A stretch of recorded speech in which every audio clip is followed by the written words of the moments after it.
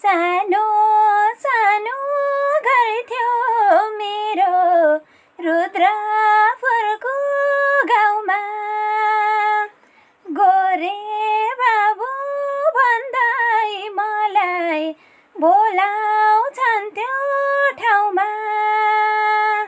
नामले पाको कामले पाको कामी दाइको छोरो।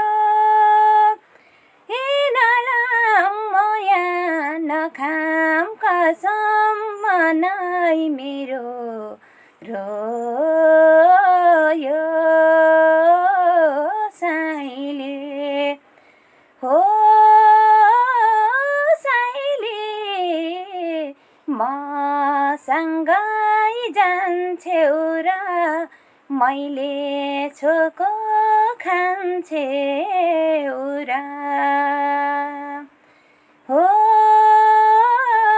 साइँले मसँगै जान्छौ र मैले छोको खान्छौ र।